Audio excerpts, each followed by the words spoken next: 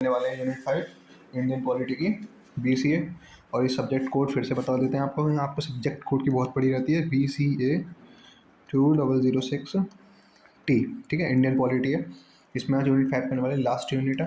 अब आप ध्यान से सुने मेरी कुछ बातें, फिर हम आगे बढ़ेंगे। सबसे पहली बात क्या है, प्लीज़ सब्सक्राइब करिए। मैं क्यों बोल रहा हूँ सब्सक्राइब करने के लिए, क्योंकि इसके बाद ऑपरेटिंग सिस्टम की वीडियोस आने वाली हैं, फिर उसके बाद मैथ्स की वीडियोस आएंगी। ठीक है, इस टाइप से आपके सबके आएंगे। और जो BCA, ये BCA वाले तो ये, अगर आप अदर स्ट्रीम से हैं, BBA या कोई भी अलग कोर्स कर रहे हैं, तो आप उसके लिए मुझे कमेंट कर सकते हैं, अपना सेमेस्टर बता सकते हैं, मैं उसकी वीडियो अपलोड कर दूंगा। ठीक है, ऐसा कुछ नहीं है, बस आप मुझे कमेंट करके बताइए। ठीक है, मैंने लोगों ने कमेंट तो किया कि BBA का डाल दो, इसका डाल दो, वो डाल दो, पर उन्होंने मुझे यही नहीं बताया कि कौन से सेमेस्टर का डालने हैं। मैंने रिप्लाई भी कर रखा भाई कौन से सेमेस्टर के, फिर बता ही नहीं रहे। अब इसके लिए कैसे हेल्प कर सकता हूँ उन लोगों की, समझ में? तो आप प्लीज़, अगर आप कुछ और वीडियोस चाहिए या किसी भी चीज़ के चाहिए, तो आप प्लीज़ कंफर्म करके ठीक से बताया करिए। दूसरी चीज़, अगर आप उस पर नहीं बता पा रहे हैं, कोई दिक्कत है, तो इंस्टा पर मुझे मैसेज कर सकते हैं, DM कर सकते हैं, निशांत पर। हाँ, विद्या सेतु पर करना, विद्या सेतु 00, है ना? ये मेरा पर्सनल अपना है। ठीक है, ऑफिशियल चैनल है, इस पर आप फॉलो कर सकते हैं इसको, और इस पर आप रिप्लाई कर सकते हैं। ठीक है, मैं आपकी बातें वहाँ पर देख के, समझ के, और आपसे पूछ के कि कौन सा सेमेस्टर है, क्या करना है, इसमें क्या दिक्कतें आ रही हैं, उसकी मैं वीडियोस बनाना आप स्टार्ट कर दूँगा। आपको, आप मेरी तरफ से आपके लिए फुल सपोर्ट है। ठीक है, समझ में आया? अब हम पढ़ते हैं। ये हमारा यूनिट 5 है, जिसका नाम है क्या, इलेक्शन कमीशन। क्या है? Election commission. यहाँ हम इलेक्शन कमीशन के बारे में जानेंगे, मतलब देश में इलेक्शंस कैसे होते हैं। इलेक्शन कमीशन जो एक संस्था है, इसका क्या काम होता है।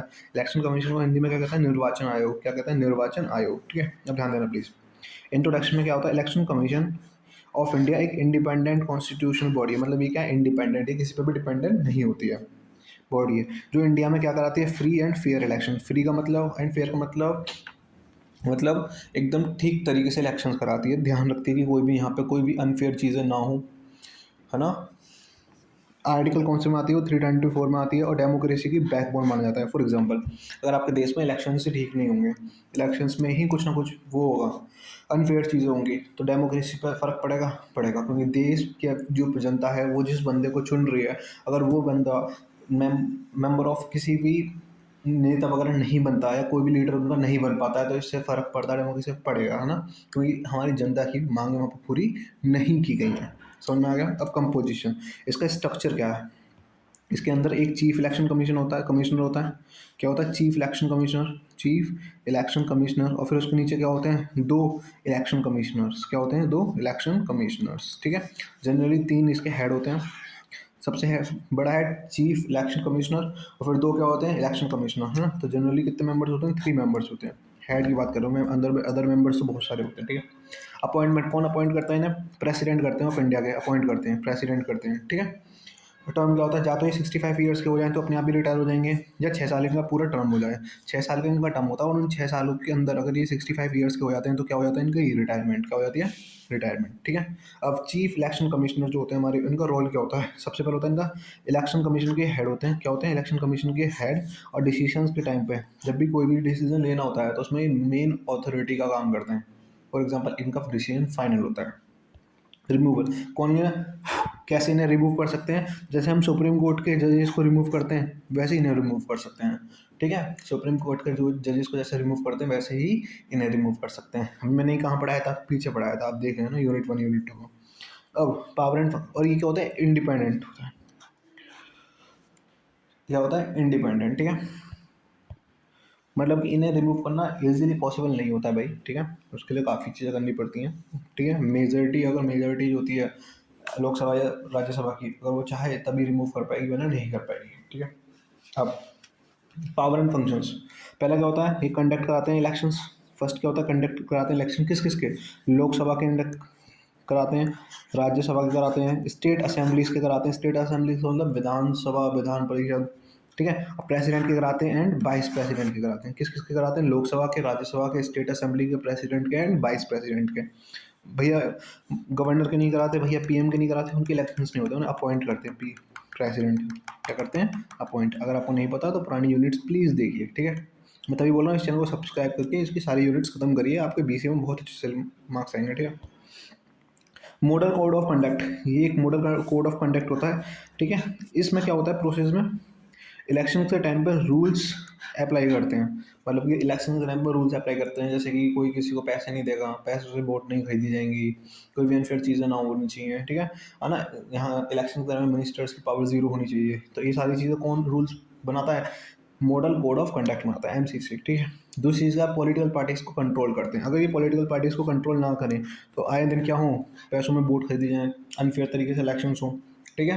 तो इसीलिए क्या करते हैं, पॉलिटिकल पार्टीज को कंट्रोल करते हैं और इलेक्शंस के टाइम पर रूल्स अप्लाई करते हैं। क्या यहाँ तो कोई दिक्कत है? अभी तक जो हमने पढ़ा वही एक बार देख लेते हैं। सबसे पहले हमने पढ़ा इंट्रोडक्शन, इलेक्शन कमीशन क्या होता है, इंडिया के अंदर ये क्या होता है, फ्री एंड अनफेयर तरीके से इलेक्शंस कराता है, ठीक है। ये आर्टिकल 324 में आता है, डेमोक्रेसी की बैकबोन माना जाता है। फिर उसके बाद कंपोजिशन का आता है, एक इसके अंदर चीफ इलेक्शन कमिश्नर होता है और 2 इलेक्शन कमिश्नर होते हैं। अपॉइंट कौन करते हैं इन्हें, प्रेसिडेंट करते हैं। इनका टर्म कितने का होता है, 6 साल का होता है, या 65 ईयर्स हो जाए तो अपने आप ही रिटायर हो जाएंगे।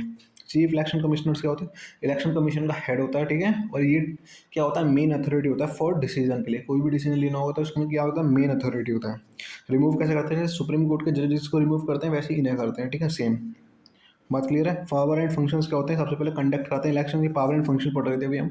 पहले क्या करते हैं, कंडक्ट करते हैं इलेक्शन, किस किस के कराते हैं, लोकसभा के, राज्यसभा के, लोकसभा मेंबर्स के लिए, राज्यसभा मेंबर्स के लिए, स्टेट असेंबलीज के लिए, प्रेसिडेंट के लिए एंड वाइस प्रेसिडेंट के लिए।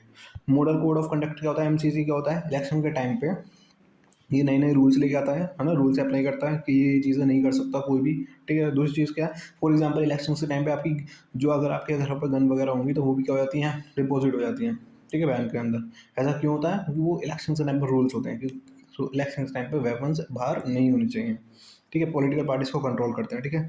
वोटर लिस्ट, फिर तीसरा होता है वोटर लिस्ट बनाते हैं। अब आप 18 साल के मोस्टली लोग बच्चे हो रहे हो गए यहाँ पे, है ना। अभी से सेकंड सेमेस्टर में तो 18-19 के ही हो गए आप, ठीक है। ज़्यादा करो तो 20 का हो जाओ ठीक है। तो वोटर लिस्ट प्रिपेयर करते हैं, वो जब आप 18 साल के हो जाते हैं तो आपके नाम आते हैं, उसमें अपडेट होता है ना, नई वोटर लिस्ट प्रिपेयर होती है। तो इनका तीसरा काम क्या होता है, वोटर लिस्ट को प्रिपेयर करते हैं ये एंड अपडेट करते हैं उसको। अपडेट का मतलब किसी का नाम बढ़ाना, ठीक है, या कोई ख़त्म हो गया तो उसको क्या करना, हटा देना। समझ में आ गया ना, तो अपडेट का मतलब ये होता है। और प्रिपेयर का मतलब पुरानी लिस्ट निकाली वैसे ही सेम बंदे लिखे, जो मर गया उसको हटाओ, जो नया 18 साल का हुआ है उसका नाम लगाओ। समझ में आया, एकदम क्लियर बात में सुनो। Political parties registration, political parties का रजिस्ट्रेशन कैसा होता है, तो पार्टीज को रजिस्टर करते हैं। पॉलिटिकल पार्टीज रजिस्ट्रेशन, पार्टीज को रजिस्टर करता है और उनको इलेक्शन सिंबल्स देता है। फॉर एग्जाम्पल बीजेपी के वो क्या, कमल, तो ये किसने दिया है, इलेक्शन कमीशन ने इनको क्या दिया, एक सिंबल दिया है, भाई तुम्हारा कमल होगा, ठीक है। कमल बनाना आया नहीं मुझे, सॉरी, है ना। तो ये करते हैं इलेक्शंस के टाइम पे सिंबल्स अलॉट करते हैं। और दूसरी चीज़ क्या है, पार्टीज को रजिस्टर करते हैं। फॉर एग्जांपल आप कोई भी मेंबर अगर कोई इलेक्शन लड़ना चाहता है तो एक फॉर्म बनना होता है, जिसे नॉमिनेशन फॉर्म कहते हैं, वो भरना होता है। तो वो कौन कराता है, हमारा इलेक्शन कमीशन से कराता है। कौन कराता है, इलेक्शन कमीशन, इलेक्शन कमीशन, ठीक है। Free and unfair election ensure करते हैं, मतलब कि फ्री एंड अनफेयर इलेक्शन होना चाहिए, इसका पूरा से ध्यान रखते हैं, ठीक है। फेयर वोटिंग सिस्टम होना चाहिए, मतलब जहाँ भी वोट दे रहा बंदा वहाँ पे फेयर तरीके से हो वोट। दूसरी क्या, वोटिंग बूथ सिक्योरिटी होनी चाहिए, क्या होनी चाहिए, बूथ सिक्योरिटी होनी चाहिए। अब नेक्स्ट है स्टेट इलेक्शन कमीशन। क्या है स्टेट इलेक्शन कमीशन, ये क्या होता है, ये स्टेट लेवल पर इलेक्शन कराता है। क्या कराता है, स्टेट लेवल पर क्या कराता है, इलेक्शन। लोकल बॉडीज के अंदर किस किस का इलेक्शन कराता है ये, जैसे पंचायत इलेक्शन हो गए, म्यूनसिपल को इलेक्शन हो गए, ये कौन कराता है, हमारा स्टेट इलेक्शन कमिश्नर। क्या कराता है, स्टेट इलेक्शन कमीशन। समझ में आ गया। अब इंपॉर्टेंट पॉइंट कुछ यही है, ये यूनिट बहुत छोटी सी थी, इसमें सिर्फ इतना ही पढ़ना था कि इलेक्शन कमीशन क्या होता है, उसका स्ट्रक्चर क्या होता है, ठीक है, उसके पावर एंड फंक्शंस क्या होते हैं, स्टेट इलेक्शंस क्या होते हैं। स्टेट इलेक्शंस के अंदर भी सेम पावर आप लिख सकते हो, वही ऊपर वाली, ठीक है। कि ये क्या करते हैं, फेयर एंड अनफेयर तरीके से बोर्ड वो लिस्ट को कराते हैं, बोर्डर लिस्ट को क्या करते हैं, अपडेट करते हैं, प्रिपेयर करते हैं, ठीक है। नई बोर्डर लिस्ट को अपडेट करते हैं, प्रिपेयर करते हैं। इस टाइप से आप पुरानी ही पावर एंड फंक्शंस को यहाँ भी लिख सकते हैं स्टेट इलेक्शन कमीशन में। अब इंपॉर्टेंट पॉइंट क्या है, इस इलेक्शन कमीशन क्या होते हैं, इंडिपेंडेंट होते हैं। क्या होते हैं, इंडिपेंडेंट, किसी भी नेता वगैरह के नीचे नहीं होते, इंडिपेंडेंट होते हैं। सच में इंडिपेंडेंट होते हैं। हाँ हाँ, फिर वोट चोरी क्यों करते रहते हो आप, मुझे बताओ, इंडिया में वोट चोरी होती है या नहीं, आप बताएंगे, ठीक है।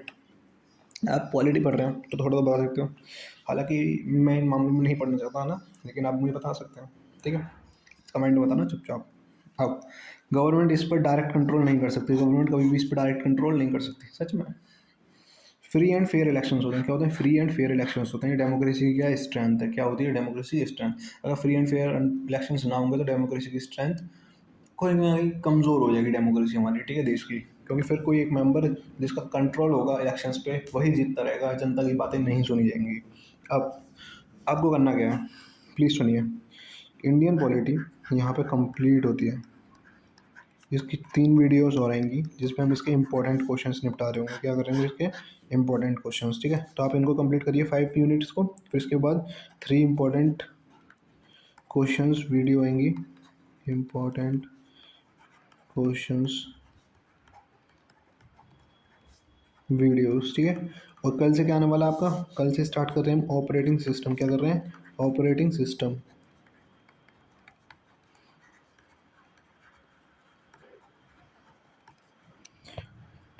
ठीक है। 3 इंपॉर्टेंट क्वेश्चंस वीडियोस होंगे। कल से हम ऑपरेटिंग सिस्टम चालू करने वाले हैं। अब तीसरी चीज़ क्या है आपकी, समझना प्लीज़।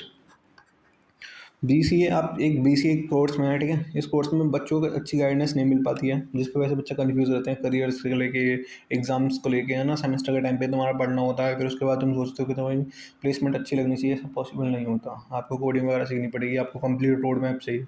तो उसके लिए आप हमसे जोड़ सकते हैं। और जुड़ने के लिए आपको क्या करना है? सेकेंड सेमेस्टर के लिए, ये किसके लिए? सेकेंड सेमेस्टर के लिए। सेकेंड सेमेस्टर का जो भी हो वो मेरे व्हाट्सएप नंबर,